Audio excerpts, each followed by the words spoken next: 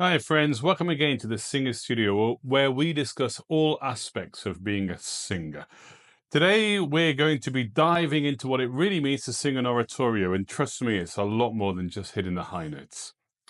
So let's start with preparation. Yes, you're likely going to have your score in front of you during the performance, but that does not mean you should be sight reading. Quite the opposite.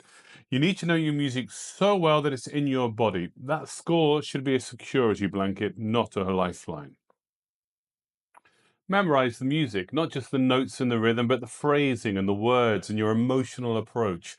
When it's internalized, as I've said so many times, you are truly free to perform, to adapt in the moment.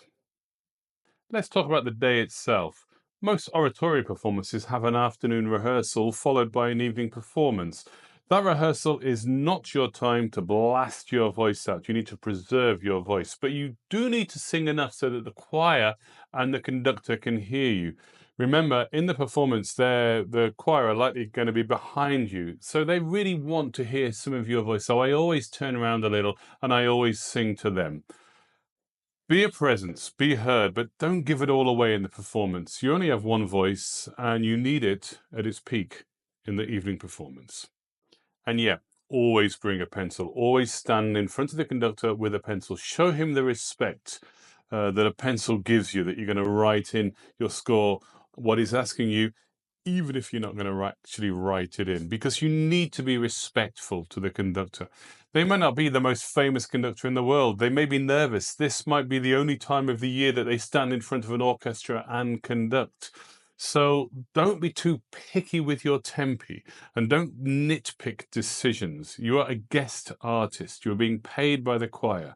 So be adaptable and be kind. And speaking of kindness, be lovely to your fellow soloists. You're a team, there's normally four of you, and everybody performs better when the atmosphere is warm and supportive. Now, that time between the rehearsal and the performance is a difficult time. You've got to take care of yourself. Do not drink alcohol. Do not have a heavy or a greasy meal, and do not have draining conversations about your vocal health. Honestly, however you are on the day, do not make a fuss. If you have a cold and you need to preserve your vocal resources in the afternoon rehearsal, just speak quietly to the conductor. Don't stress him or her. Yeah. This time between the rehearsals, don't socialize too much that you are too tired for the performance. Look after yourself. Be professional. Do not make too much of a fuss and do your job as well as you possibly can.